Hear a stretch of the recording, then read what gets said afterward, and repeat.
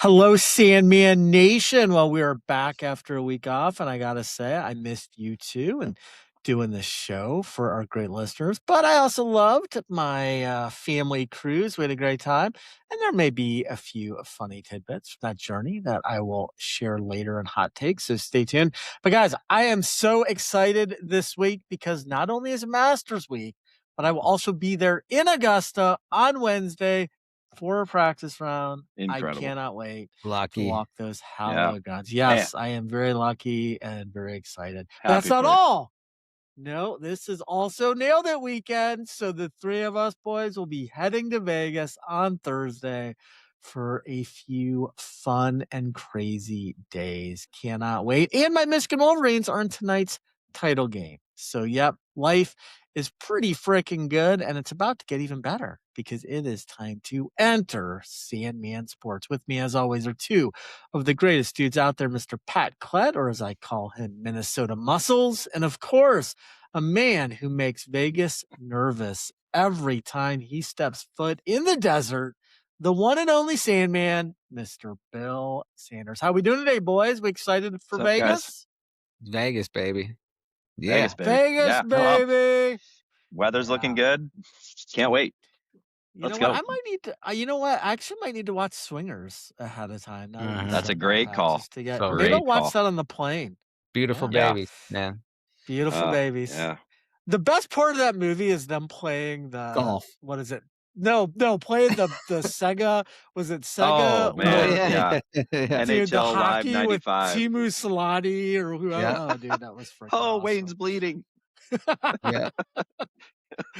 That was awesome. Well, so good. gentlemen, the last two episodes, we've talked nothing but hoops as we broke down March Madness and the tournament. Today, we will certainly still talk plenty of basketball, but we're also going to get back into our regular segments. And that means we're going to start with today's random questions of the day. It is time for the random questions of the day.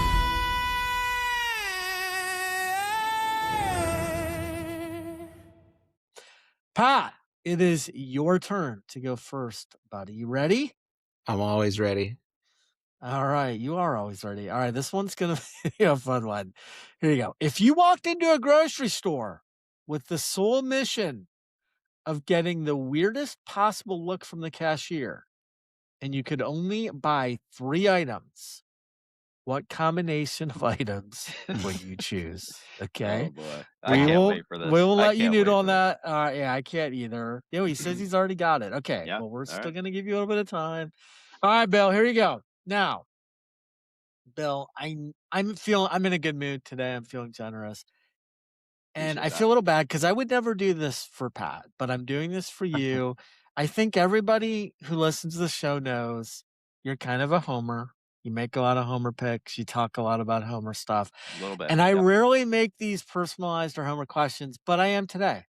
And frankly, I'm really curious to see how you're going to answer this one. So, Bill, here is your random question of the day. Now, you can pick one and only one. And by picking one, the other absolutely does not happen. All right. All Now right. you're just being cruel. Okay. Here we go.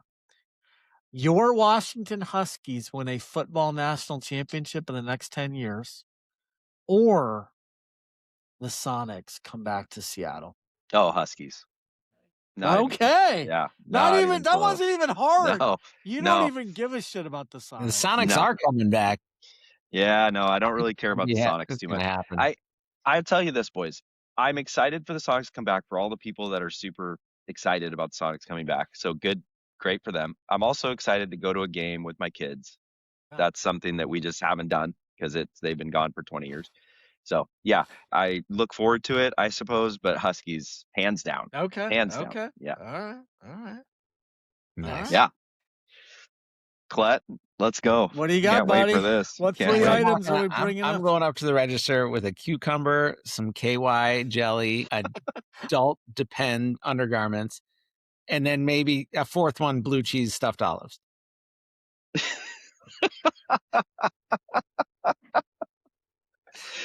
And what are they going to say? items. They're going to be like, "What's up with the olives?" Yeah. Is that where they're gonna go? I gotta throw him a curveball with the blue cheese stuffed olives. Oh Dude, man, so good. please do that someday. Please just walk Yeah. into a grocery store and do that, dude. Okay. Oh my That god. might be my favorite answer ever of Yeah. the time, all the times we've done these random questions of the day. I think we have our pod title for 84.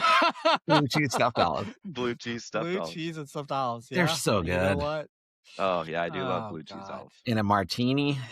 And yep. Sounds good. That's hilarious, Clet. Guys, you guys have brought it strong already. We're just getting Let's our go. feet dipped Let's in the go. pool here, and already I'm feeling good. All right.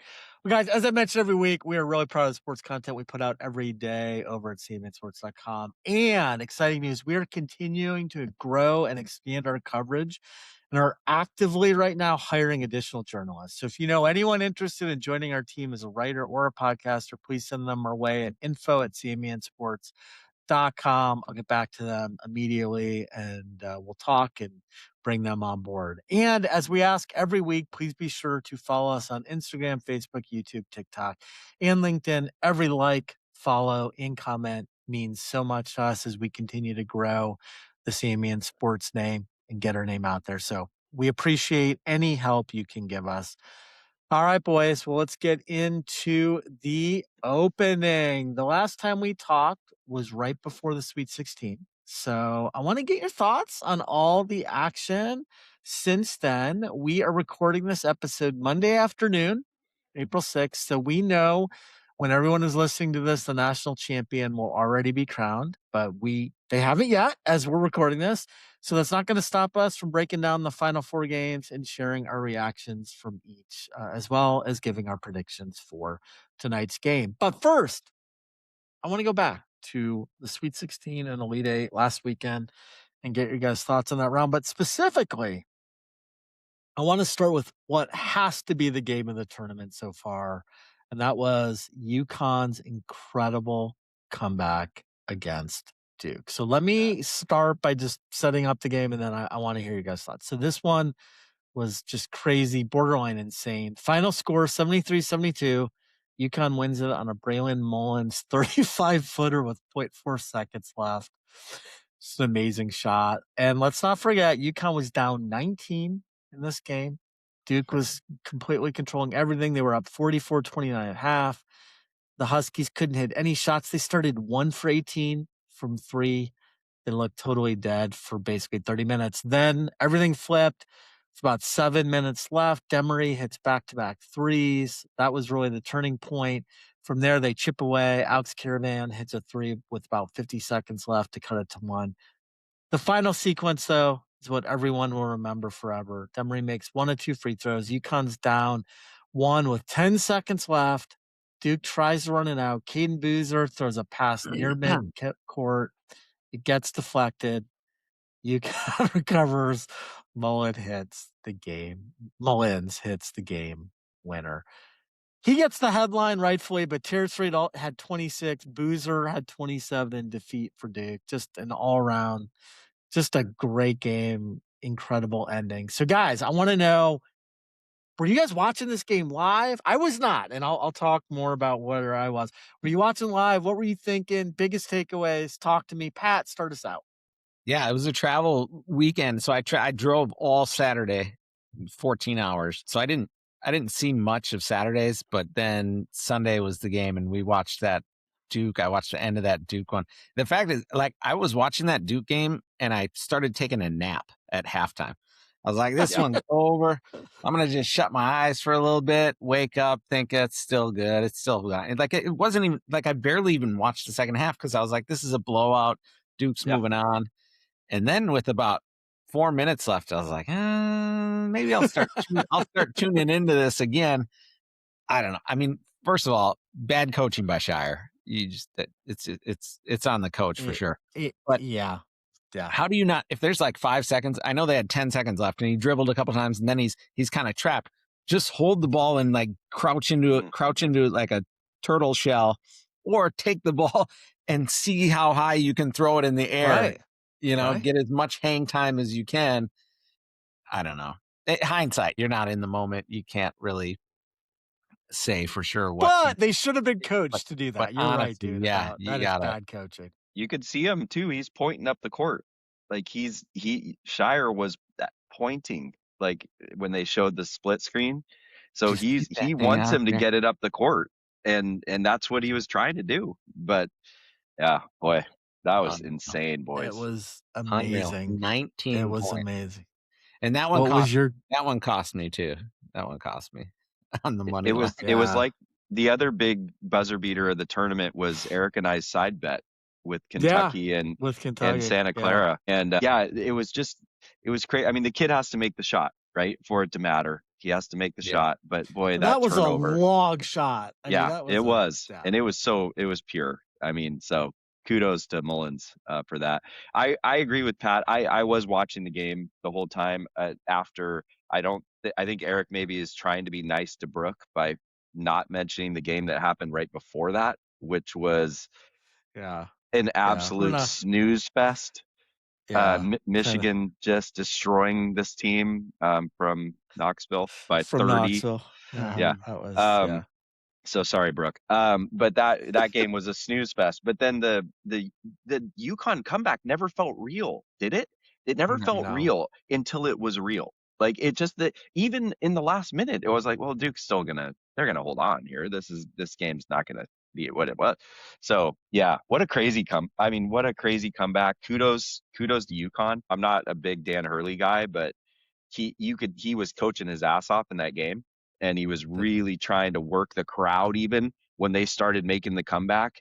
And so I give him props for sticking with it. And like Eric said, the stats, I mean, they were atrocious to start that game. And so to flip the script like they did and outscore them by, whatever it was, 20 in the second half, close to it. Yeah. That was pretty impressive. 20. Yeah. Yeah. That's the thing. That's the thing about the comeback is it just you weren't even paying attention. Like the game was it was in hand. Yeah. Like, you're It's barely 12. even watching it. I It's almost 9. thought about turning on something else. Yeah.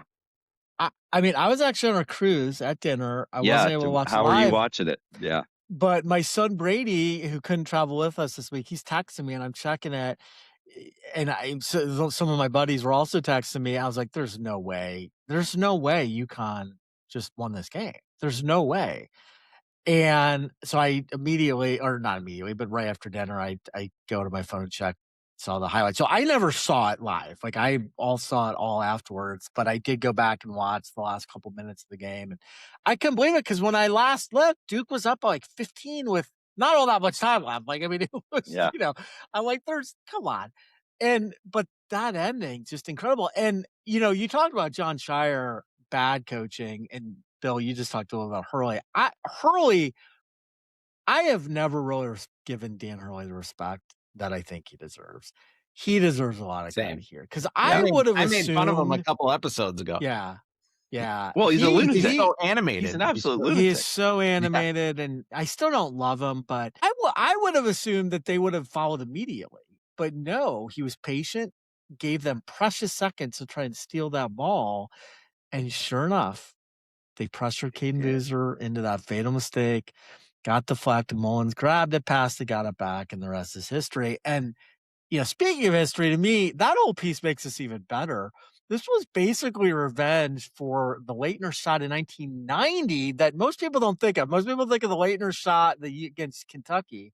But in 90, Leitner crushed UConn's hopes with a last-second shot to win it at the buzzer. So you got some revenge there. You add this to the UConn beating Duke in the 99 title game and the 2004 Final Four. This rivalry is a hidden gem that only continues to heat up every time these two programs take the floor. And big picture, UConn's now in their third Final Four in 4 years. They're actually in the championship game, but they made their third Final Four in 4 years.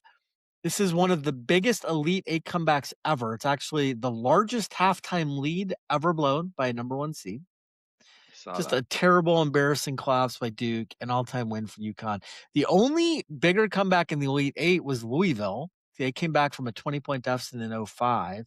And ironically, the biggest comeback in Final Four history, I know this was Elite Eight, but Final Four history, in case you're wondering, was 22 points back in 2001 by you guessed it, the Duke Blue Devils, Oh, who wow. erased a 22-point deficit against Maryland that year to go on and win the national title game against Arizona, the Arizona Oh, wow. Wildcats. So Yeah. just a lot of weird parallels here. The crazy thing Would too you- is it's like God, if you're a coach, because I know there were a couple missed free throws too by Duke. You Oh, just yeah. man, if it was a regular season comeback, next practice, I'd be like, we're just shooting free throws all Yeah. day.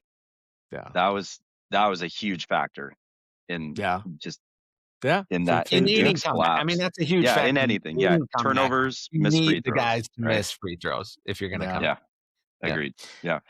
I do think this goes down as one of the 3 greatest endings of a March Madness game of all For time. sure. You Sure. Classic. you can argue, but I'd say personally, I'd go Leitner's shot against Mhm. Kentucky. Yeah, I still might put Chris Jenkins' 3-pointer to beat UNC at that the was buzzer awesome. in 2016, and then this one.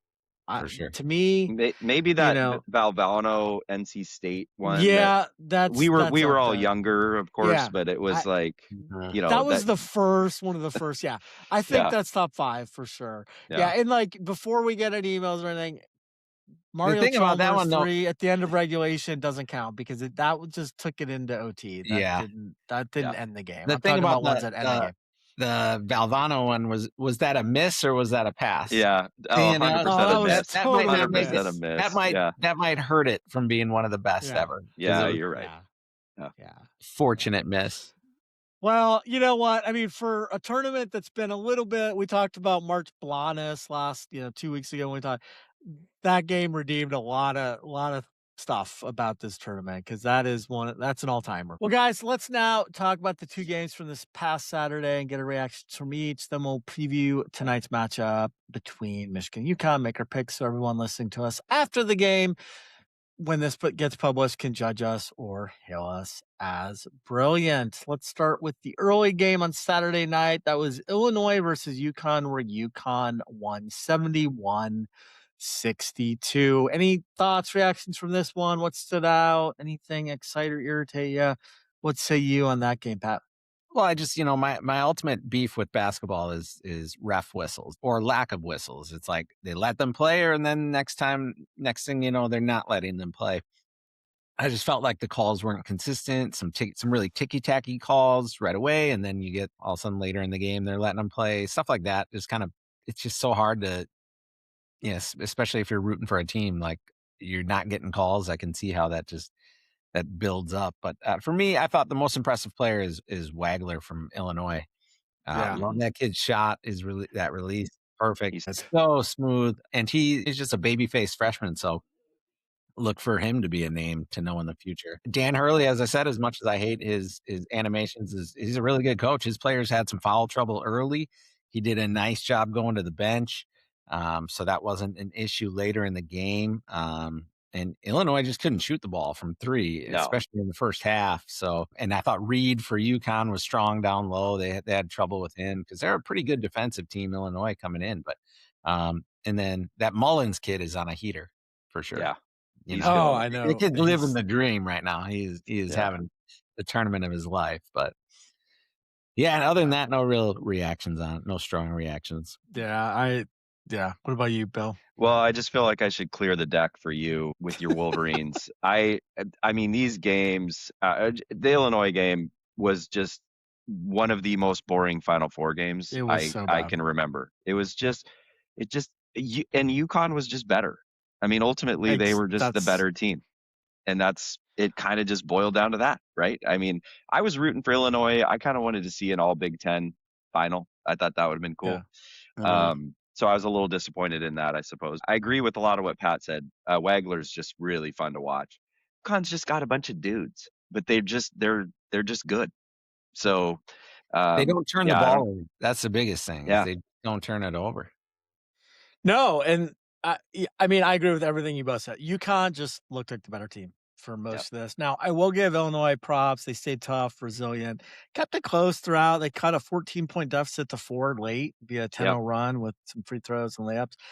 One major thing that jumped out to me was just one of the tipping points was how much better UConn shot from behind the arc. They were 36% versus 23% for the Illini. They also shot 88% from the free throw line compared to Illinois 78%. So, back to free throws, what you were talking about in the previous game, Pat. And Illinois committed twice as many turnovers as UConn. They, which is a big deal. Illinois did out rebound UConn 44-37, but they couldn't capitalize. They went 19 for 56 from the field. So the Wagler, he's phenomenal. He set several records, school records, including freshman records this season. Terrace Reed of UConn is just a beast. But I thought this was an interesting tidbit. Wagler and Mullins are the first freshman duo with 15 or more points in a Final Four since Michael Iverson. Jordan and Oh, wow. No, Michael Wait. Jordan and Patrick Ewing back in Wow. 1982. completely different players. Oh my God. Yeah. Way back machine. Yeah. Way back.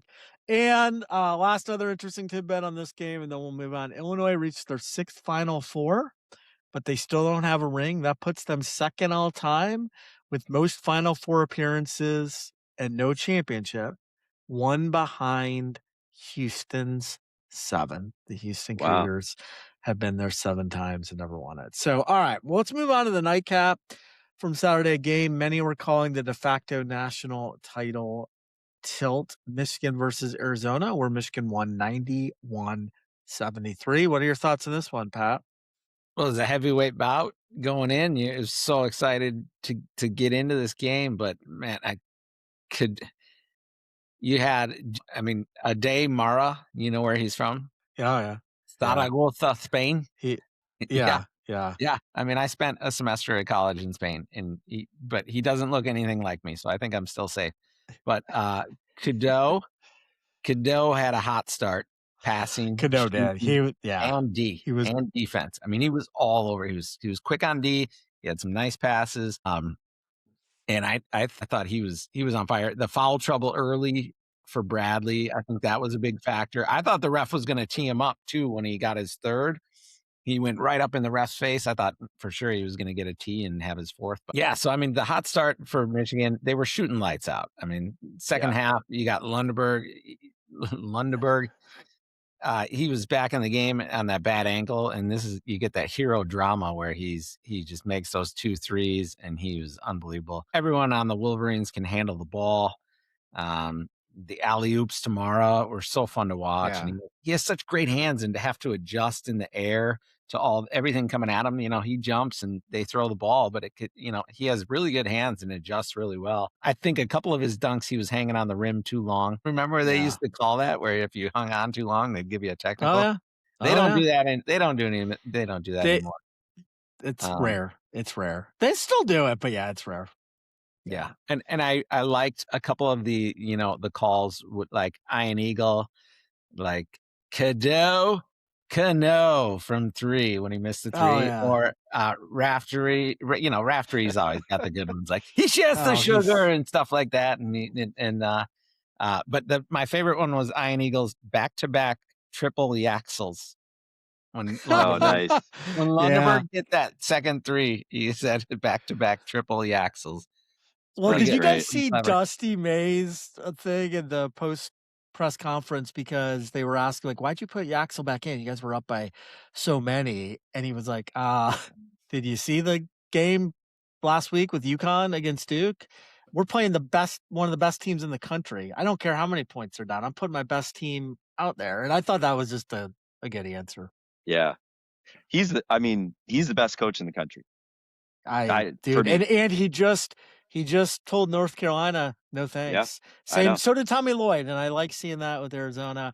I love that. Like, North Carolina's a great job, but so is Michigan and so is Arizona. In today's day, they're gonna be just fine. It seems like I'm so happy. That's a lateral move. That's a lateral move. Why do it? Exactly. Why do it? I agree. Exactly. Yeah, and you can live in Tucson and Ann Arbor. What about Ann Arbor? As nice. What about Ann Arbor? I mean, it's not probably quite the weather, the same Ann weather. Arbor's very pretty. Dude, nice. I've never been, so I've never been. I can't say. Ann Arbor. Ann Arbor is freaking awesome, dude. Mm-hmm.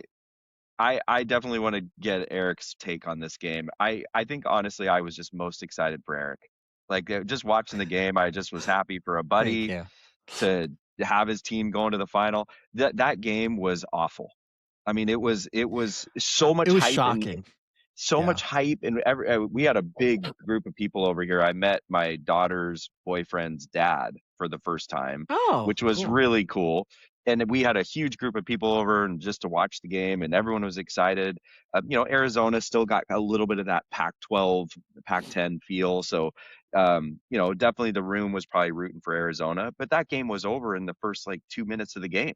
I mean, it was 11-1, wasn't it, or something, just right off the bat. 10-1, 10-1. 10-1. Arizona couldn't make a shot. Michigan's just suffocating on defense, just shooting the lights out. And honestly, again, best team won. The best team won. And so I think Arizona's youth definitely reared its ugly head a little bit. And I think Michigan, hopefully Yaxel's okay for tonight. Yeah. That's a huge potential injury there. But like Pat said, it was great to see him come back on the floor and hit some big shots. But most of the second half, to be honest, we did not watch. We flipped to the Mariners game. So it was just, I mean, that game was, what were they up? 20 plus points, and it was over. So Yeah. anyway, Bierman, I'm leaving, I- ceding the floor to you. I am rarely shocked by sports results, final results. Indiana crushing Oregon in the Final Four in football. I didn't expect that coming. I thought Indiana was going to win. I didn't think they would win by as many as they did. I saw that. I never in a million years thought Michigan was going to beat Arizona by 18 points and be up by 30. I just shocking to me. In fact, you guys know, I put a decent amount on Michigan to win the whole thing about 6 weeks ago. Let's go. 6-1.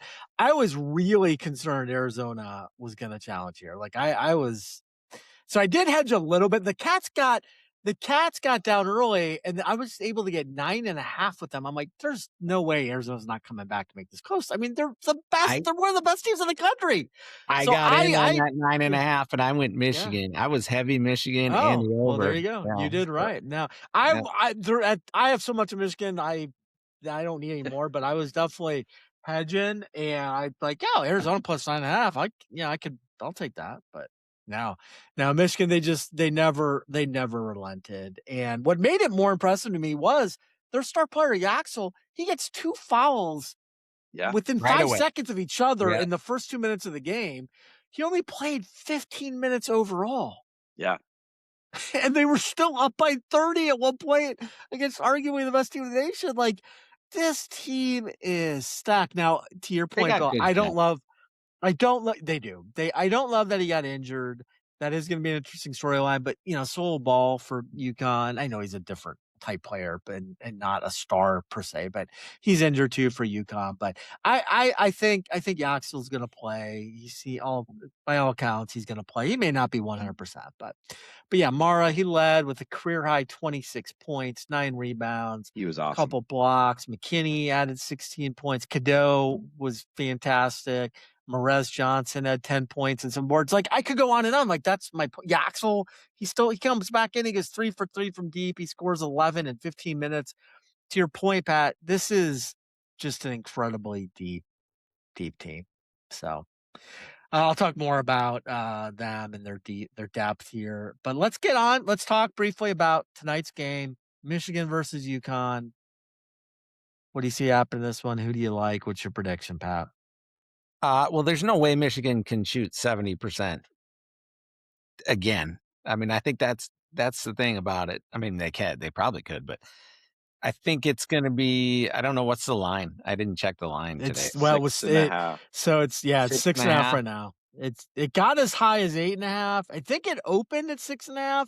It went up to 7.5, then 8.5, and now it's back down to 6.5. Okay. I mean, that's tough. That's a tough call. Boy, They look so impressive, though. They look so impressive beating Arizona, who was the tournament favorite, that I just feel like it's got to be Michigan's year. I think it might be close early and giving some of the UConn fandom hope, but I think second half it's a runaway. Give me Michigan. I actually think you're right. And I'll give you 2 Pat for me. I just think Team of Destiny. If we think back to the beginning of the year, Michigan really was the best team in the country by all accounts, and the media and probably all of us fans as well. I mean, Eric, when did you get in on your big wager? You just said It's about earlier. 6 weeks ago. It was about Okay. 6 Oh, weeks ago. I It was thinking wasn't it was super further early. back. No, it Okay. wasn't super early. Yeah. I Maybe mean, they were number one team in the country. I think they are the number one team in the country. I hope Yaxel can play and play well. I think that makes for a better game. That line feels a little disrespectful to UConn for some reason to me, Yeah. but I agree with Pat. I think they win this thing by double digits. Yeah. Well, I've had Michigan as my pick forever. I'm not changing it now. They just became the first team in history to score 90 or more points in 5 straight tournament games. Whether or not they make it Wow, 6 that's tonight, crazy. I don't know, but they're going to score a lot of points. They've won all their games in March, or all their March Madness games, tournament games, by double digits, with their closest being 13 against Alabama in the Sweet 16. Now, Terrace Reed Jr. and his ability to score and rebound scares me. Karaban is a veteran. He's won 2 titles already. Freshman Brandon Mullins is simply lethal from behind the arc. And of course, Danny Hurley seriously might be the best coach in the game right now. He's 5-0 in Final Four games. UConn is 6-0 all time in national title games, never losing in the final in history. UConn wants to play slow. Michigan wants to speed it up. I think whoever's most successful in playing their type of game is going to ultimately win, but I do think that will be Michigan. Michigan's bigs, their inside presence, their physicality, and their depth are just going to be too much, especially if Yaxel is even anywhere near close to full strength. If he's out or doesn't play a lot, I think this game is closer, but I still think Michigan has a chance to win. If he plays, I like them a lot. There is something, though, about me that says this game's going to be close. So I'm going to go with Michigan 84, UConn 79. I think UConn keeps it close. I think, Covers. God can't let me enjoy the game, the whole game. So it's going to make me nervous right up until midnight. And then I won't be able to sleep all night. And so, yeah, thanks. Yeah. But can't wait. I'm excited. I love these title games, but this will be a fun one. For sure. Hopefully you're awake for tip-off. I am a little worried about that. Bill and I were talking before we started recording. 9 o'clock. That is ridiculous. East Coasters. Come on. You can start at 8. My family scheduled a movie. We're going to a movie. Oh, there you go. So I'll What are you going to record see? it. What is the one? The guy goes to space. Oh, yeah. Hail Mary. Hail Mary. Yeah. Yeah. Project Hail Mary. That'll be good. Project Hail Mary. So all right. Nice. So no spoilers. I'll watch it recorded. All right. We'll keep it off the thread. All right. Thanks. Well, guys, I can't wait for tonight's game. Should be fun, but it is now time to get into the rest of the show. In just a moment, we'll do this week's version of Be My Guest, then time for hot takes, then Stone Cold Locks, and we'll finish with our top 5, which is actually a continuation of our action hero bracket from a couple weeks ago, which got a lot of love, by the way, fellas. A lot of love. We will name our champion today, which is pretty freaking exciting, so stay tuned for that. And of course, we'll have plenty of fun and shenanigans along the way, including Pat explaining why the Cookie Monster is actually a bigger menace to children than Sesame Street has ever let on. And on the flip side, he'll dive into why Oscar the Grouch is severely misunderstood and might actually have a heart of gold. Don't even get him started on Big Bird, though. All right, it is now time for America's favorite pseudo sports trivia game on a podcast featuring 2 ball guys and a guy named Pat. You know what that means. It is time for Be My Guest.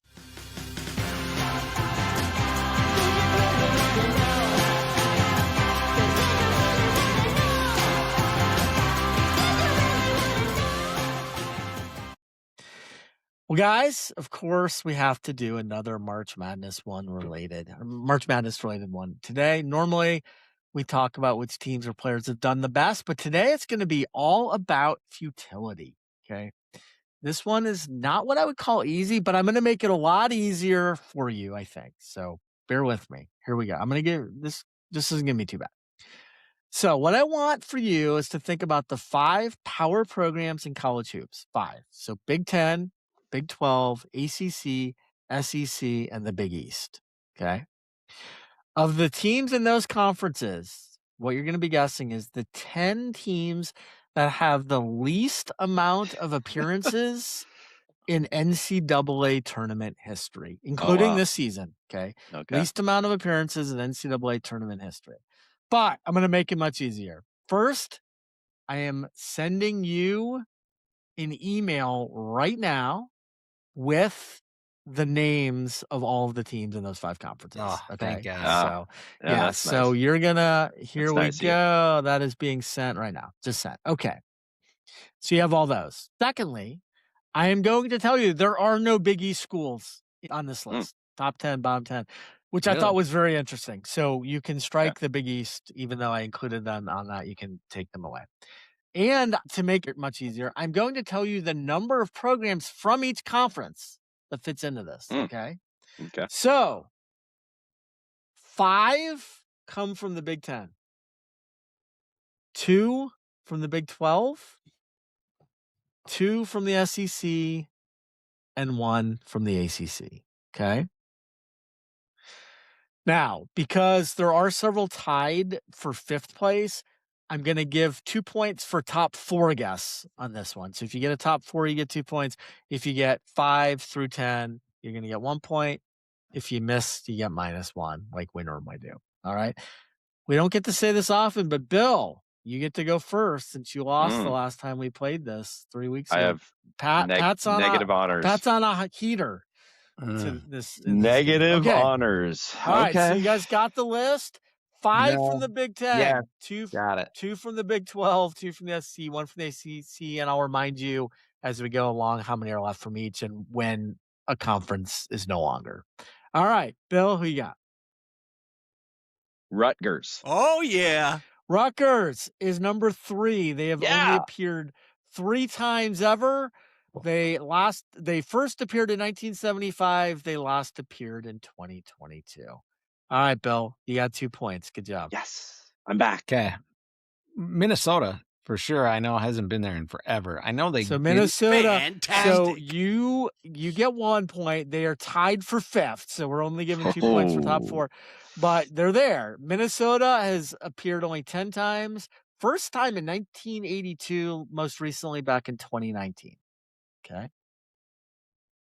All right. Good job, Pat. So All you're right. still down by 1, but you're Oh, yeah. doing good. I hate this guess.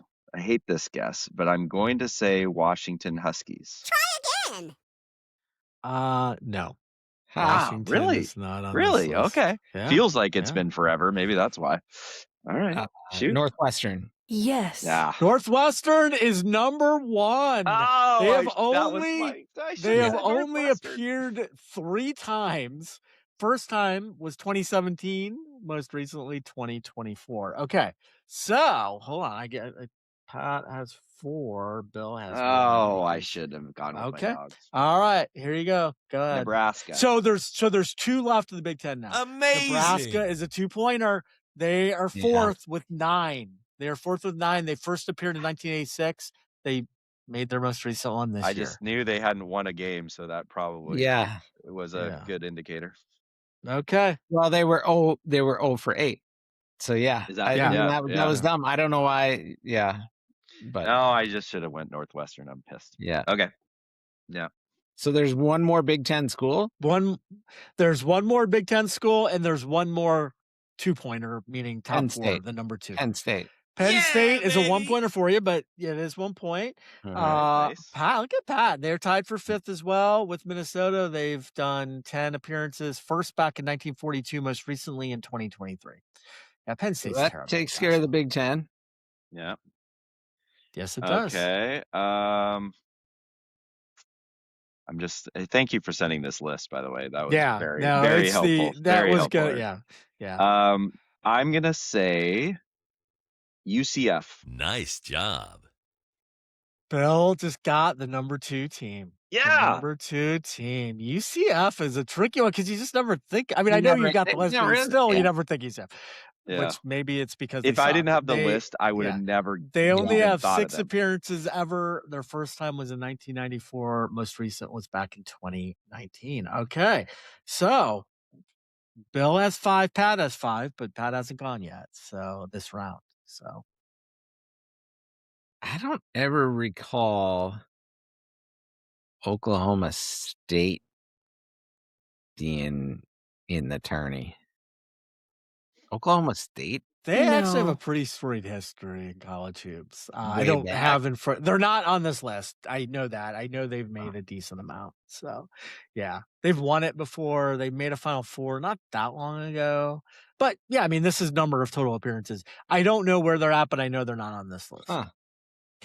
All right, that's okay. All right, so Bill, you're at 5. Pat's at 4. I don't love my guess here I'm staying in the Big 12 as well, but I'm gonna guess TCU.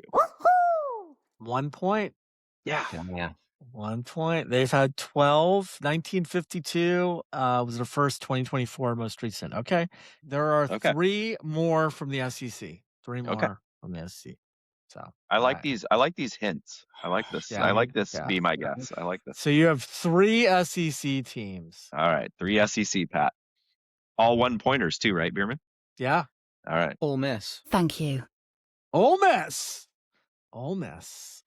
They are tied for 5th with 10. Nice. Most recent was 2025. Good job. Damn. All right. Oh, this is Yeah. close, guys. You 2 stole left, you both stole that was SEC. the one I felt like had to be the case. Now I'm not sure, Pat. The only way you can win is if Bill misses this.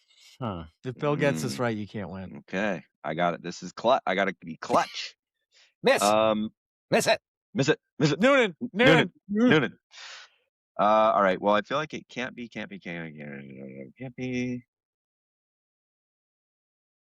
Mississippi State. But he's a fucking idiot, you know? You're still alive, Pat. Oh no! Mississippi State is No, not you're on kidding me. the list. Shoot. When have they been good at basketball? Damn it. All right. Ah, So Here you go. I haven't Pat, seen now- them in a long time. They had a big guy on their team for that one time LSU had Shaq. But other than that, have they been back?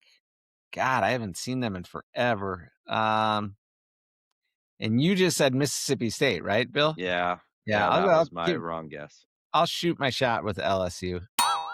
So I do not think that's a bad guess at all, but it's not LSU. I don't remember the last time LSU was in a tournament. To be honest, Shaq. it's not LSU. Shaquille.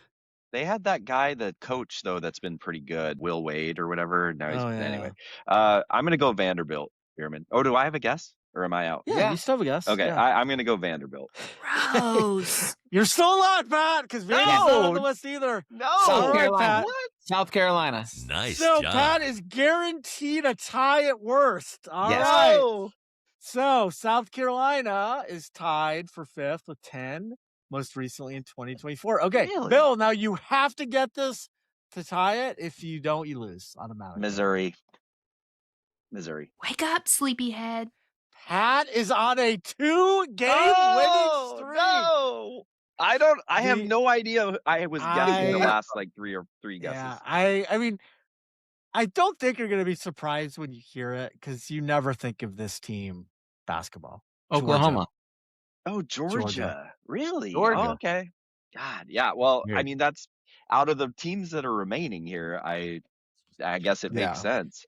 Who I knew? just couldn't. Yeah. I couldn't get myself to guess all the way down to Kentucky. I just didn't think of those first 6. I just didn't think that any of them Yeah. would be. Wow, nice job, Pat.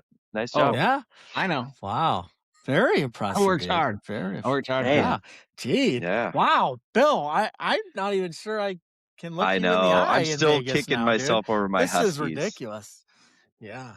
Huskies was my worst pick. Yeah, of the whole thing. Northwestern, you both should That be one. ashamed for not And guessing Nebraska and Northwestern. Northwestern. I knew both of those. Yeah. Brutal. Yeah. All right. Well, I love good the game, job, even in guys. defeat. Even in Yeah, defeat. that was I a love good the one. co- We love gave the you. game. We didn't make it too hard, and but we've done hoops the last few, so rightfully so. But we'll bring a different category next week. But for now, we are up to hot takes. That's right. It is time for St. Man Sports Hot Takes, brought to you by Double Take Salsa. What's there to say about the best condiment in America, fellas? Well, a lot, actually. Double Take is craft salsa and hot sauce built on one promise: flavor first, heat second. Their salsas and sauces are packed with bold, fresh ingredients that hit you with flavor up front. Then the heat sneaks in and makes you do a double take. If you love salsa or consider yourself an aficionado, you must try this product now. Find them online at doubletakesalsa.com and follow along on Facebook and Instagram. All right, Mr. Klatt, you know what time it is. Hot take time. Let's do it. Look, I felt like a couple of weeks ago you wanted to talk about ice baths, but we didn't really get to it. And Yeah, so are I you thought talking I'd about ice give you a baths? Yeah. brief. I did an ice bath this last Oh week. God. Not my first time, but I don't do them often. I was in for 1 minute, so I timed myself in 1 minute, which is a record for me. Like it's hard to do to jump in with my skinny legs. There's no meat on my Oh bones. God. It's painful on my shins, but and then jumped right into the hot tub after. So it's fine. I used to do cryotherapy, which I really like from a recovery standpoint. That was great. Because I'd teach tennis outside, long days in the summer, jump in the cryo and do the compression pants as well. And then I'd be able to get home and run up the stairs. Like I felt great. Like I didn't even work that day. So big fan of it. But for me, I think it's kind of a fad, these ice baths, but they're fun to do. And if you do it, it's good to have a friend with you to keep for accountability and to, challenge each other. Otherwise, if you go on your own, you'll just be like, no, screw this. This is stupid. It's so I would want a friend with me to restart my heart after it stops by jumping That's in. true. That's the other reason. But the juxtaposition of pleasure and pain and hot and cold, it's just fun to do. What else are you gonna do? You and I have different Sounds ideas horrible. of fun, my friend. Yeah. But do you guys like Adell? And I I'm like talking Adell. Joseph Adell of the Angels. No, I don't. He robbed 3 home runs in a game. Did you see this guy robbed 3 home runs? Yeah, wow. I was watching it. Were you really? Oh yeah, because it was against the M's. That's right. And the third one he caught, he spilled over into the seats with the crowd. They got a great picture of him holding it up. I always thought, like, if you catch the ball and you go over the fence, that should be a home run. But anyway, I might watch baseball all summer long. I think I'm switching over to baseball. I think I'm definitely done with basketball after tonight. And I might even skip hockey and just go right to baseball. Pretty excited about it. How are the Twins doing? How are the Twins looking this year? It's early. Everyone's saying they're going to suck this year, which is probably true because we have nobody, and our ace pitcher got hurt. But I was watching the game last night, and I like watching random teams. And it was I was watching a game last night, and then they have these ball strike challenges this year. I don't know if you've watched it, but I really like that each team receives 2 challenges per game, but you retain them if you are correct. So you can just challenge all game if you're right. And so pitcher, catcher, and batter can quickly challenge. And the review process is expedited quickly like the NFL, So it's not like it shouldn't disrupt the game too much. So I think I'm going to be on baseball this year. Cal Raleigh off to a slow start, Bill. Sorry, but I think maybe this is a good time to bet low on the darling of the AL last year. For me, I'm just going to go a couple picks. I like the Detroit Tigers. I don't know if we're going to get into our baseball picks this year, but I like the Tigers. They get to know the name Colt Keith. Yeah. Oh, I love Colt Keith. He's a lefty, Will Clark with power. And they got Verlander back, which if he can, I know he's not going to be the Verlander of old, but if he doesn't die of old age and he's just serviceable, I think that'll help because you got Scooble being Scooble and you got a veteran voice in the dugout, for the rest of the team. So AL futures, give me Detroit to win the AL. All right. And Minnesota Wild are going to win the Stanley Cup because I watched a game of theirs yesterday again, and they're just look at Pat. It's because I'm not watching. It's because I'm not watching them this year. Yeah. They're going to win the Stanley Cup. That's why you're not going to watch. You're out on hockey, is so that the Wild can win the Stanley Cup. So that the Wild. Dude, I could totally see the Wild winning it. Yeah, they're good. That'd be fun. So, that's my nice job, Pat. Thank you, Bill. Yeah, I hate Joe Adell. Not a fan at all. I was going to ask you guys a question because Pat mentioned the third one that he robbed of J.P. Crawford. He spilled over the right field short wall and into the crowd. He caught it cleanly and showed the ball. But what are the rules of baseball? If he jumped on the top of the wall and then jumped into the crowd and caught it, is that legal?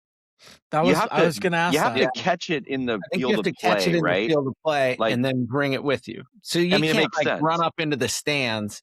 Yeah, because that's what I was wondering. Like, Yeah. if a team needed a home run and the guy's a dead pull hitter, why not just send your right fielder into the bleachers? Yep. And because it's crazy to me that he spilled in and just caught the ball, and that it was the third time in one game. Last year, the robberies, that there were two guys, and one of them was Fernando Tatis. He had 4. That was all last season. High was 4. And Joe Adell robbed 3 home runs of the Mariners in one game. So It's a feat that was, you won't see broken again. It's like the guy who had 2 Yeah. grand slams in one inning. Like it's never Right. going to happen again. it was and Yeah. just great catches and awesome. Yeah. Anyway, that was pretty cool actually to see, even though it sucked that it was against my team. Did you guys see the Gino and Don Staley interaction at all after the women's Final Four? Oh yeah. I What heard a- about it, but yeah. I didn't see it. Not a good look on our. I don't need to go deep on this because I don't really have a horse in the race with either one of these coaches. But I mean, obviously they're titans in the women's game. But Gino, just what a pathetic, horrible I don't example like to that. set as a Yeah. sore loser. His team just got absolutely trounced. Can you imagine if Tommy Lloyd went up to Dusty May at the end of that game and said and started yelling at him because he didn't shake his hand in the pregame, and then his team gets destroyed by 30 points, or Was I that know it was what it was 18 in about? the end. That He was was what it was pissed about. off about something she didn't do that he felt like she should have in the pregame. You know, she's no angel though either. No, that's what I'm saying. I don't like her either, but it's just not a good look. I have on no her. horse in the race. I'm just saying decorum at the end of a game that you just got your ass kicked Yeah. is important, I feel like. Exactly. Agree. And kudos to Gino that he did come out and apologize. Yeah. Now, she's not having it. I don't know if you saw any of her other comments, but she was saying that it was nice to lose to somebody with class, I think she said, about the UCLA coach after they lost in the Yeah. finals. So anyway, Don's not going to let it go either. But anyway, I just thought that was worth mentioning in hot takes. And then my last one, and I'll kick it to you, Bierman. The Masters is here.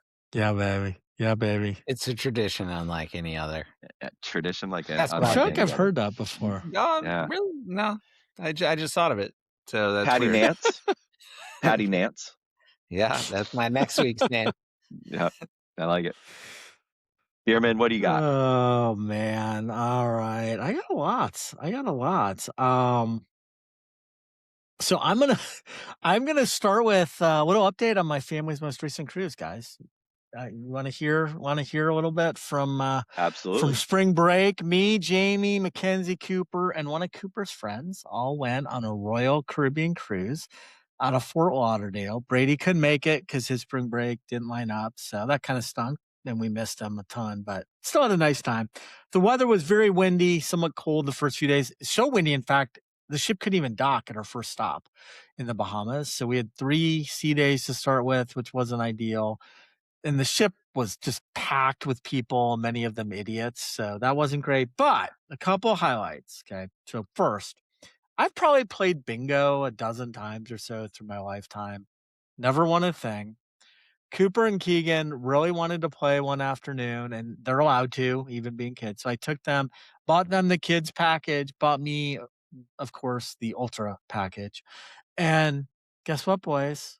I won $869. Oh, in Wow. bingo. No way. Oh yeah. That On was what? Blackout? no, it was the first one where you just do 5 in a row. I got it in 7 numbers. The first 7 Holy numbers shit. called. It was crazy. It was crazy. So, Wow. yeah, that Good for you. was a nice way to kick things off. That was like day 2, or I think it was day 2 or day 3. And then the other big highlight, guys, one night they had a game show on their main stage in the big theater called Love and Marriage, which is a lot like the Newlywed Game, if you ever see that.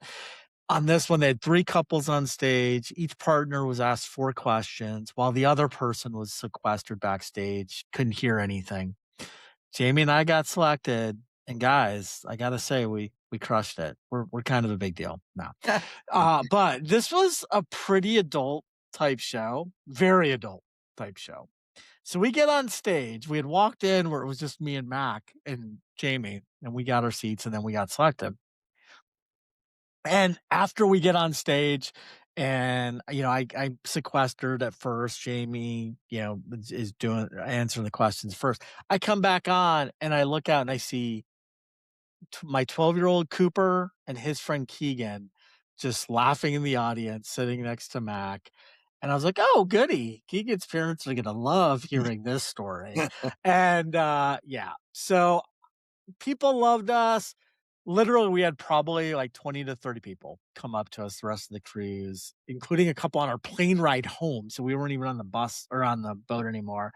I'll spare all the details of the actual questions on this pod, but let's just say many of them were sex related and would have made Pat blush.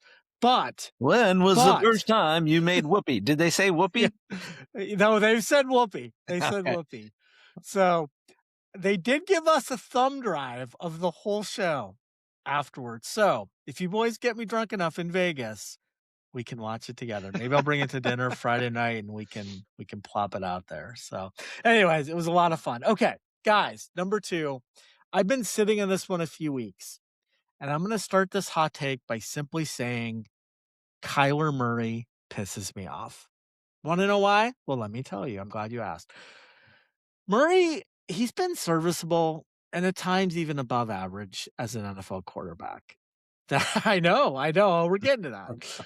That's the simplest way to put it. But frankly, I'd say overall, this guy has been disappointing compared to how promising he looked early on. He came in as the number 1 overall pick in 2019. He won Offensive Rookie of the Year, and by 2020, 2021, he looked like a star.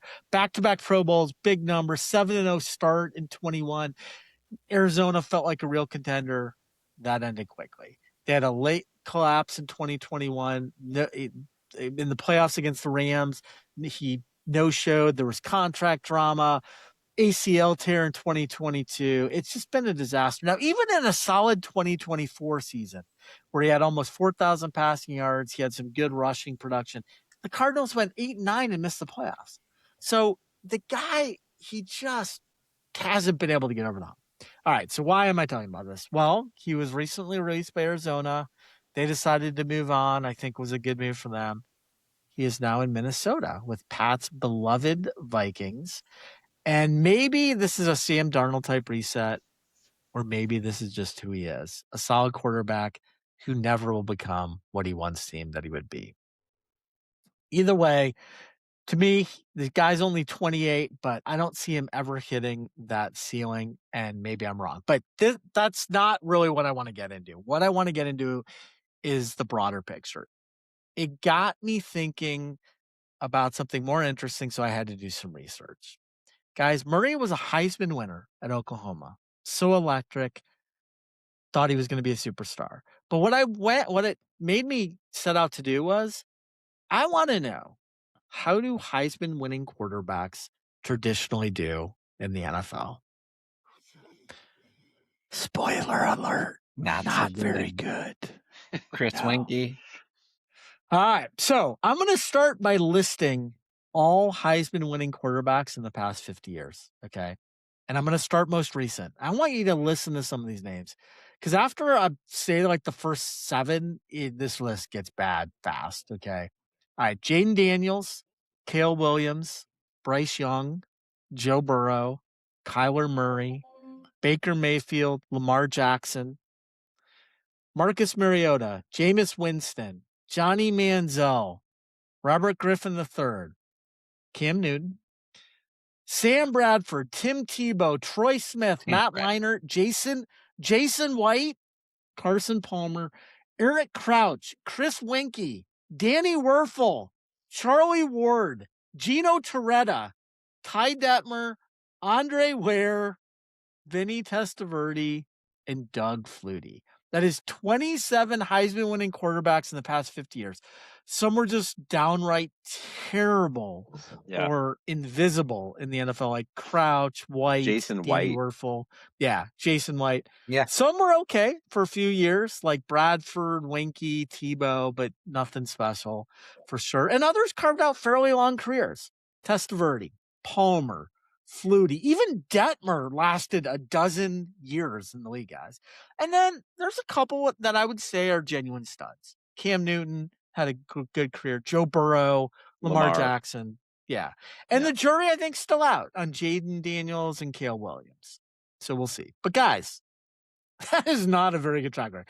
For someone named the best college football player that season at the most important position on the field, to then come to the pros and not really make a lasting mark, that's a problem. Because here's the two astonishing numbers for you guys, all right?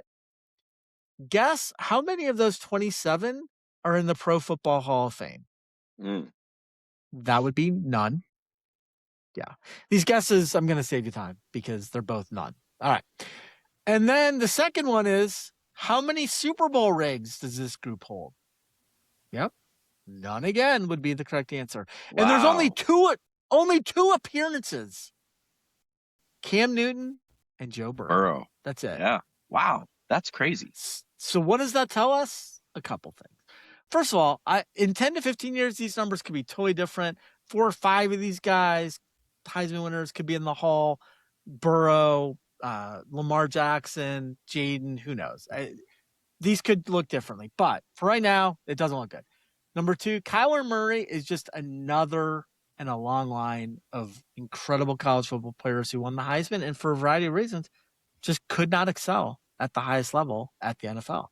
And finally, most importantly, in my opinion, this makes me really nervous about my boy, Fernando Mendoza, boys. Makes me really nervous, especially as he's about to go to Las Vegas. So I'm just asking, say a little prayer. Guys, say a little prayer. Let's go, Fernando. Let's break the curse. I want you winning. As long as you're not beating my Bengals, I want you winning in Vegas, Fernando. I love you, man. Love you, man. All right, guys, real quick, and then I'm off hot takes. But we can't go another week without talking about Chuck Norris passing away a couple weeks ago at the age of 86. The guy was a legend, an incredible martial artist, an actor who appeared in many action films. Of course, Walker, Texas Ranger. In the 90s, probably his most famous role, but he just spawned a larger-than-life image, reputation, the toughest guy ever, and so many memes and hilarious one-liners about how incredible Chuck Norris was. So in honor of the one and only, I thought I would share today my 5 favorite of those Chuck Norris-isms, okay? Number 5, here we go. Chuck Norris counted to infinity twice. Number 4.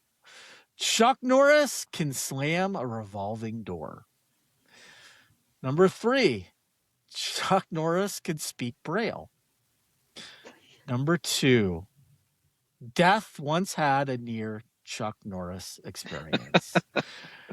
And, all right, now I will preface this by saying our lady listeners may not find this one to be quite as funny as I do, but I'm going with it anyway.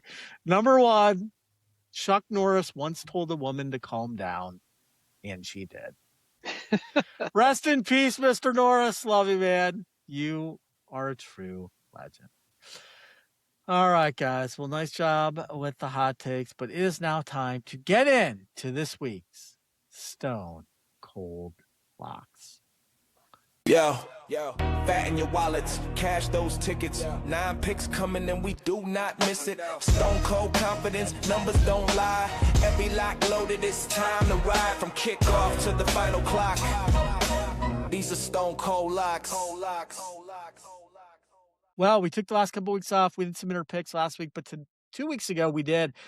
Guys, I had a nice turnout. My dark horse that week was Gary Woodland. Oh, and he won it all. Yeah, so nice that got pick. me 3 points. Pat, you actually had Marco Penge. He finished top 10 that week. So 1 point there, Bill. You had nothing. So, Pat, you still have a huge lead sitting at 12, but I jumped into second place. I now have 7, and Bill has 6.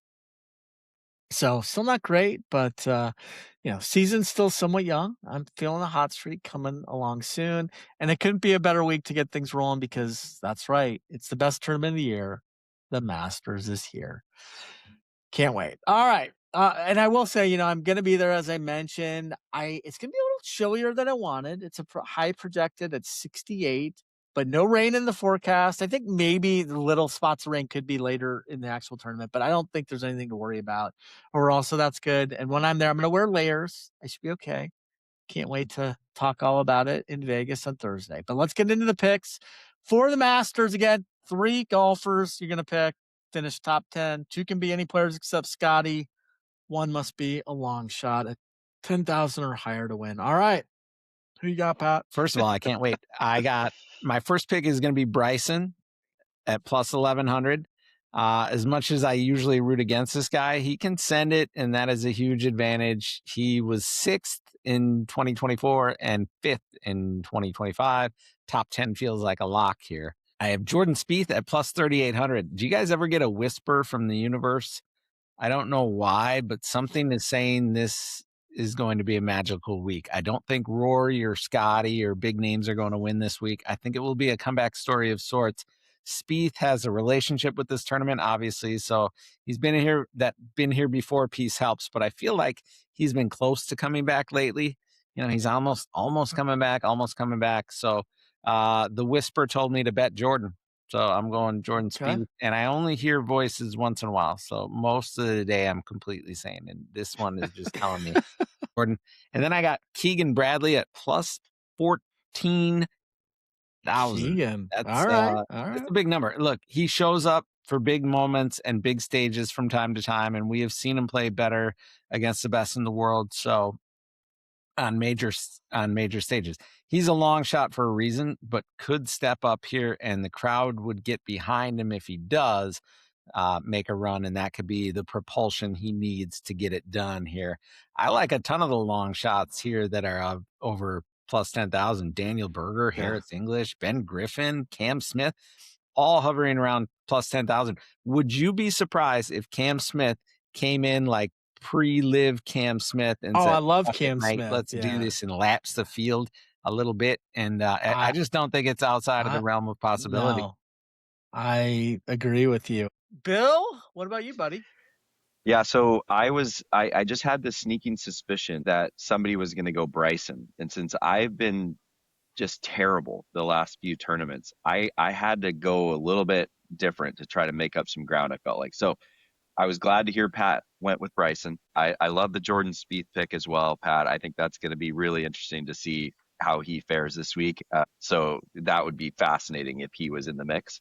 I think that'd be kind of cool for the sport. We got to put some money on all these guys in Vegas. Yeah, it'd be interesting. Yeah. Seriously, we really do need to, because I want something to root for every day. Yeah, no, I think that's a great call. But I actually went back to last year's champ. I was trying to go Bryson or Rory. And I'm just, if Rory is playing at Rory's best, there's not a better player in the field, and he is going to be on point this week. I feel like to maybe not win the tournament back to back, but I think that he's going to be right there in the mix. The guy's got a fantastic record around. When was the last back-to-back Masters champ?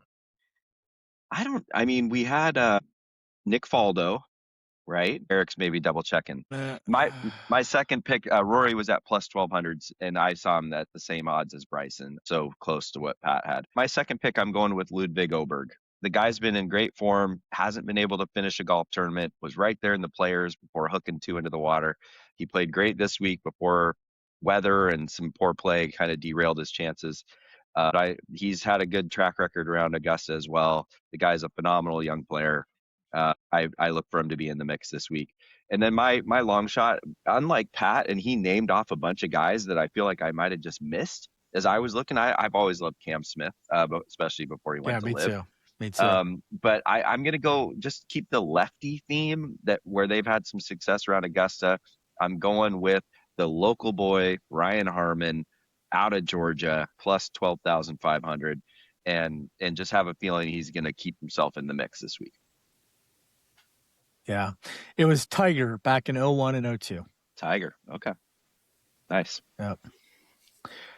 Well, guys, we all went different. All 9 of our picks are different. I am going to start with the best player, in my opinion, to not win a major yet, and that is Tommy Fleetwood. I think he has a great chance this weekend. He's at plus 2,500, plus 395 for top 5, plus 176 top 10.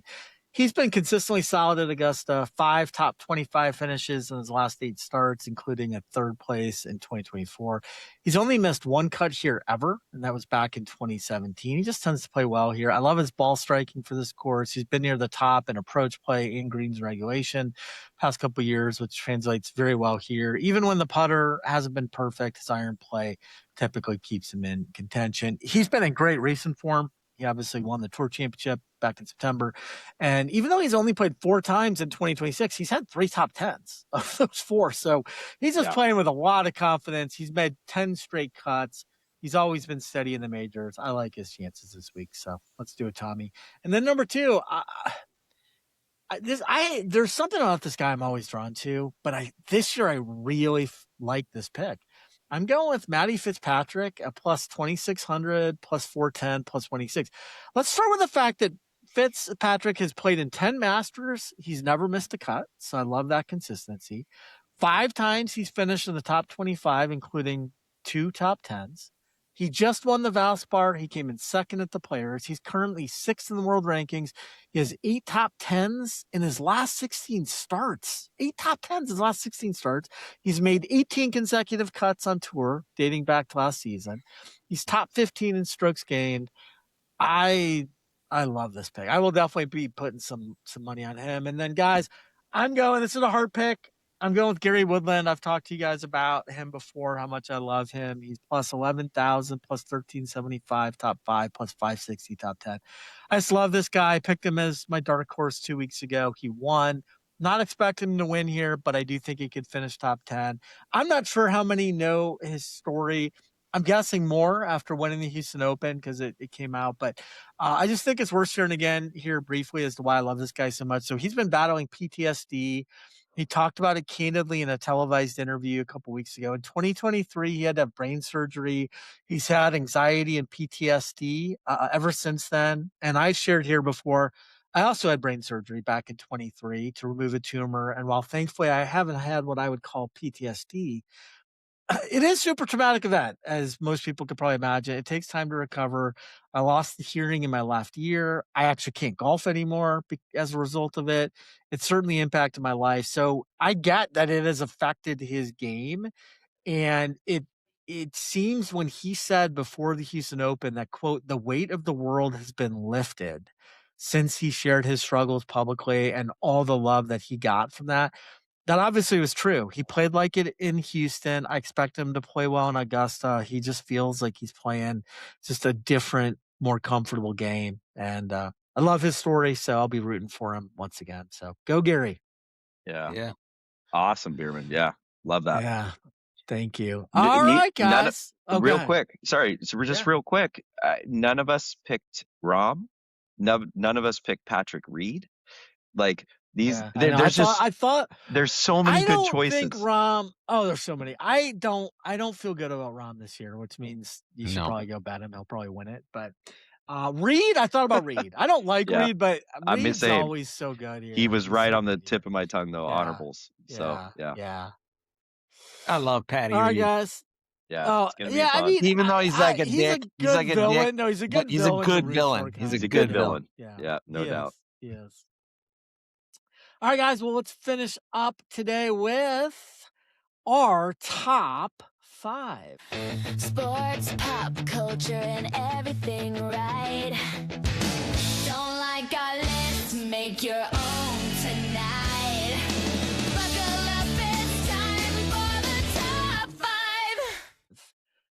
Today, we're going to wrap up the greatest action hero bracket that we started several weeks ago. So as a reminder to our listeners, we started with 16 of the most iconic action heroes ever. from TV and movies, and me, Bill, and Pat whittled it down to 8 2 weeks ago based on our sharp analysis and voting. Let me quickly recap where we left off and give a few reminders and tidbits for each matchup. We'll go through each one, and then we will ultimately give our winner for the whole bracket as well. We'll finish the bracket today. As a reminder, here are the second round matchups and who each winner will play in the Final Four. So, James Bond versus John Rambo. And that winner will take on the winner between Jason Bourne versus Dirty Harry. The other side of the bracket will be Martin Riggs versus Jack Bauer. And they'll take on Sarah Connor versus Lara Croft. All right, Pat. Hopefully you're ready again. You can use whatever criteria you want for your voting. Body count, toughness, one-liners, women betted, personal preference, cool factor, whatever you want to factor into your decision. We'll start in the regional final in the Lone Wolf region, pitting James Bond versus John Rambo. Who you got? You know this isn't even close. You got to go Bond. Yeah, I know. You There's got to no go doubt. Bond. Yeah. There's no doubt. Yeah. I mean, what else do you got to say about the guy? He's incredible. He can do it all. Yeah. He can. Yeah. Yeah. Yeah. What else can you say? What else do you say? It's Bond all the way. I'll make it a 2, Pat. Yeah, I'm going 007. I think that this one's a little trickier only because it's not like there were multiple Sylvester Stallones playing Rambo, so that does make it a little tricky. But I think on a whole, you got to go James Bond. Yeah. Do you think So I they're forgot to do a little Rambo? They're gonna come up who with would be the more redo Rambos? Rambo? Who would be the I don't redo know. Rambo?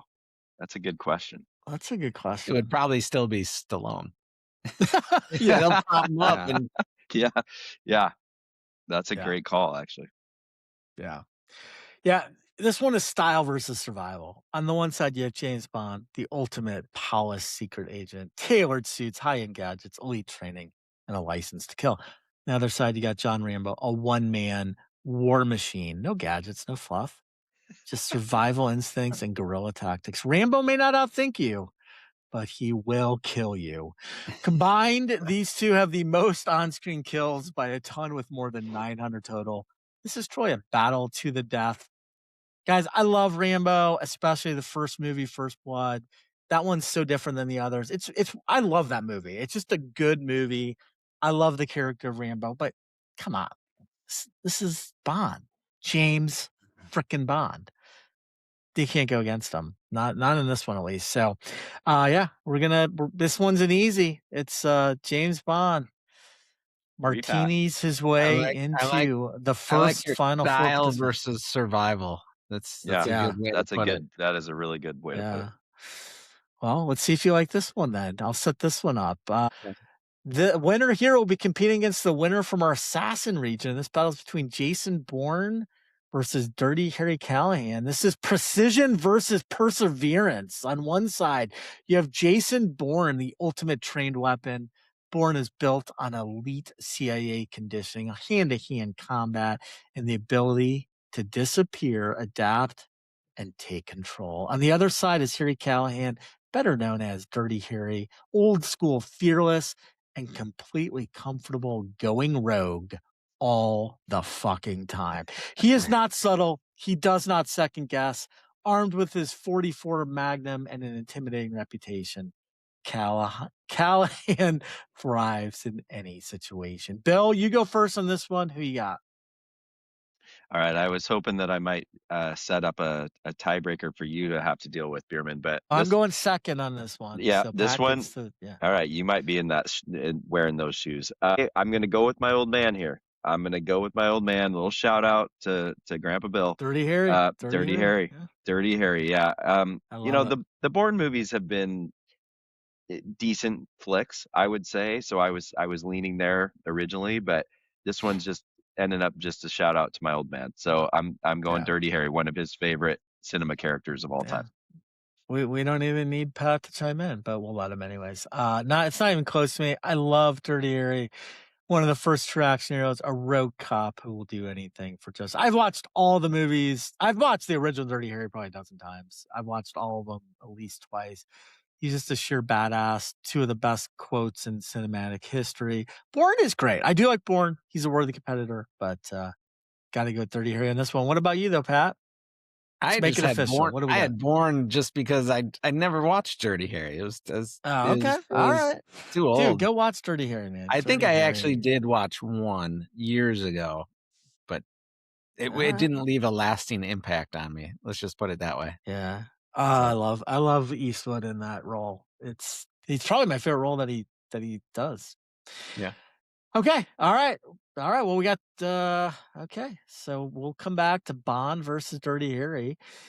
First two participants in our final four. Let's move on to the bottom half of the bracket, small skating region. Martin Riggs versus Jack Bauer. This is what I call control versus chaos.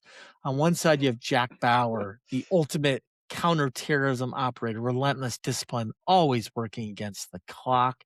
He's methodical, intense, never rattled. On the other side, Martin Riggs, a complete wild card, skilled yet unpredictable, operating with nothing to lose. Riggs is capable of great police work, but he takes a lot of risks along the way, although he does always end up on the right side. I'll lead us off here. This one was surprisingly tough for me as both are so great. And I do love Riggs' crazy, insane approach that just leaves you wondering what he might do next. And he is the best marksman of this whole bunch, bar none. But come on.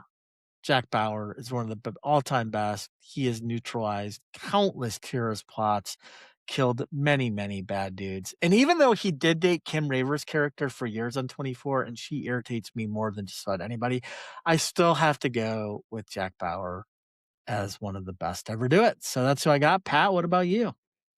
Yeah, I went Bauer, more sentimental reasons. My wife and I watch a show. It's clever, takes place within the hour in real time. Yeah. Jack Bauer's daughter is not ugly.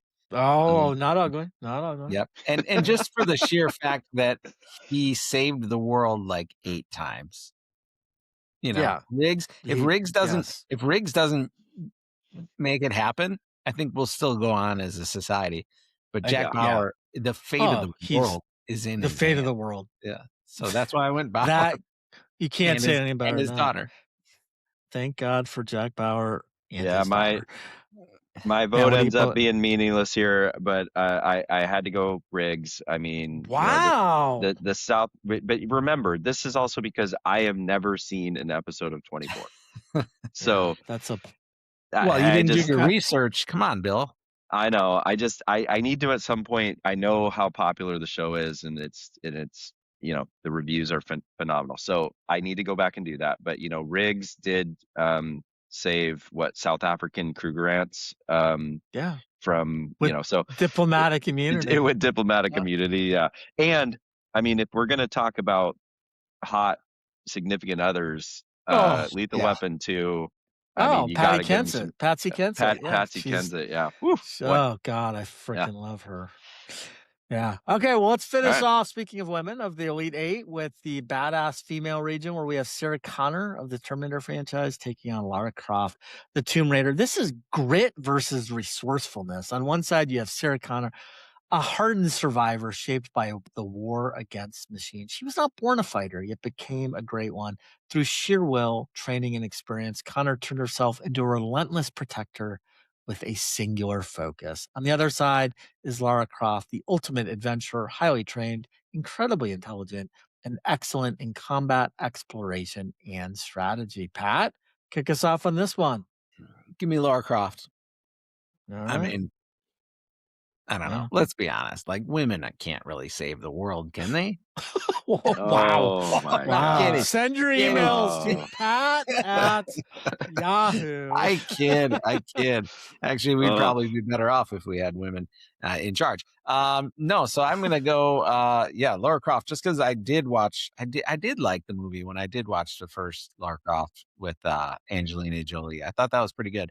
And I never really got into the Terminator. I don't know. Something about Schwarzenegger drives me crazy. So wow. Personally, God. I'm gonna go with Lara Croft. All right. What about you? Yeah, not a lot of drama here, just because I'm also going Lara Croft. Dude, what is you guys are? What is? Yeah, I seriously. What is wrong with you guys? I don't have any beef with Sarah They're Connor. both terrible, by the way. I didn't vote for either one of these in the first round, but Yeah. what do you guys have for Lara Croft? This is ridiculous. It's because She's a freaking archaeologist. Yeah. What, you don't like Indiana Jones? No, that's why Indiana Jones Jones isn't on this freaking bracket. He's a wuss. These are action heroes, not archaeology heroes. Oh. Yeah, Wow. I got to be honest. I struggled a little bit with this, but it came down for me of just I had really enjoyed the video game. I really enjoyed playing Tomb Raider. So that was why I had to go. She was awesome in the game. I mean, she was just, resourceful. She's a badass. She's taking care of biz. No, I had to do it as well. I don't have an Arnold Schwarzenegger hate. I would like to learn more about that. But no, I just had to go Lara Croft. It's more a dislike than a hate. Sorry. No, they're both terrible. I mean, I do have a hard time with how wimpy and how much a victim Connor was in the first Terminator, but she did transform incredibly for the second film, became a complete warrior, and she did help save the world from evil Skynet. And as hot as Angelina Jolie was as she portrayed Lara Croft in the originals, I can never vote for a freaking archaeologist, no matter what. So my vote is for Connor, but it doesn't matter because you guys don't know what you're talking about. All right. Well, it paves the way for your final. I'm sure you had Bauer anyway, so yeah, we'll see. Well, hey, okay. Yeah, we'll see. I'm just predicting the future. All right, so we got Let's go. Top of the bracket. We'll go through these pretty quickly. Bond versus Dirty Harry. Who wins? We'll go with Bill. We'll start with you, Bill. Starts with me. Okay. Gosh, as much as shout out old man, props, Dirty Harry, I got to go Bond. My dad was a huge James Bond fan as well, so this is really like his dream matchup here in the Final Four. Yeah. But I just the plethora of great movies, and we talked about it earlier, the actors that portrayed. Yeah. Bond's just a legend. He's you gotta. I mean, Bond's got to at least be in the championship. Got to be in the championship. I love Dirty Harry. I love him. He's one of my all-time favorites. But I can't go against Bond. Doesn't stack. So yeah.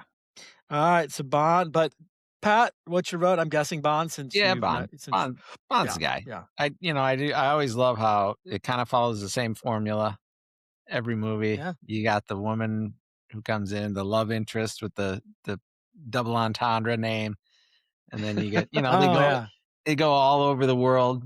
I like how each new set is something cool to see too. Yep. All right, I'll lay this up in this next one. This is Jack Bauer versus Lara Croft. I swear to God, this podcast is going to get burned if you guys vote. Let's for do Lara Croft. Let's do it. I am going with Jack Bauer, and there really doesn't need to be any explanation as to why. Yeah. Who goes next? It's Pat. Yeah, it's Pat. Yeah, Pat. I'll go Lara Croft just to put the pressure on Bill. Just to put the pressure on Bill. Just to see what he does. I can't believe you just did that. This cannot be a real vote. I mean, you're putting me in a tough spot here because I've never seen Jack Bauer. But you know what? Here's what I'm going to do. This is what's going to happen for tonight. I'm going to give Eric. I'm giving Eric this bone just because Michigan. We're going to just keep a Michigan theme today. It's all in good fun for our buddy. Jack Bauer has got to be better than Lara Croft, even though I've never seen Jack Bauer. Now, you've seen Lara Croft, and you know she shouldn't be in the championship game. So it feels a little weird that she's here, especially when you got to remember John McClane was my champ. Cinderella's it felt weird that what is it, UAB or who was in it? It was a couple of years ago making the VCU. Sometimes the Cinderella sneaks through. Yeah, well, I know she did. I'm with Eric. I don't see Lara Croft being final material. All right. So. All right, well, guys, this is the moment we've all been waiting for, at least me. All right, Bond versus Bauer. James Bond. This feels like the right matchup Bauer. for you two. I think this is the right matchup. So we're gonna start with Bill on this. Okay. For me, it's easy. It's James Bond again. Sorry, Jack Bauer, I have not watched you perform. But yeah, Bond's just a legend. It feels right to me to crown him as champ. If my real champ, John McClane, could not be representing the top of the podium. So give me Bond. All right. I'm gonna actually go next just because Yeah. I am actually gonna go Jack Bauer on this. I think Jack Bauer is I love James Bond, but Never a doubt. Bauer, you cannot stop this guy. He has saved the world a bazillion times. So I think Jack Bauer's the greatest action hero, movies, TV ever. So we're going Bauer. So I'm gonna let Pat Klett clear the decks for choose Klett. our action hero bracket champion. I mean, John you know McClane Bauer, still available. The greatest thing about Bauer, though, too, is like you could. McClane is still available. That was funny. What did he say? He said, John McClane's still available. John McClane's still available to pick as well. Yeah. No. Look, Bauer, the greatest thing about it was you could feel the time ticking and slipping away, which was so cool about that show. Like, you're just like, hurry up, go, and you almost felt that in your chair where you're just like, get going, Jack, come on. And then, and it was great. And he had so many, fun love interests. But Bond's the classic, iconic, greatest ever to do it. And I think it's style. It's all about the style. Yeah. So I can't be mad. I can't be mad. I think it's the best championship matchup we could get, and I can't be mad at that. Mm-hmm. Bond is pretty worthy. So all right, James Bond. You heard it here first, guys. The champ. The number one action hero of all time. Shaken but never stirred. James. Oh, well done. Well done. Yes. Oh, that could be the title. I like it. That's good. We're writing that one down. Yeah. Maybe a combo of the blue cheese olives. Yeah. Oh man. All right, Pat. Bill, any pools you want to talk about? No, I think by the time this rolls out and we've just got a bunch of stuff going on the background here, we're gonna just pause and we'll be coming out with a lot more here in the next week or two. Eric knows all the story. Yeah, so you know how to get in touch with us if you know how to do master pools if you need to do master pools. So yeah. All right. Well, guys, we have come to the end of the show today. Always so much fun doing this with you, and glad to be back after our 1 week break. Boys, I cannot wait to see both in Vegas. Going to be a super fun weekend for sure. And to our listeners, thank you all, as always, for joining us, and hope you enjoyed us once again. We'd love to keep it going, but I got Michigan games to watch and iconic golf courses to stroll. So for now, it is sadly time to exit Sandman Sports. Enjoy the Masters, everyone. Have a great weekend. Peace out and take care. Good luck, everybody.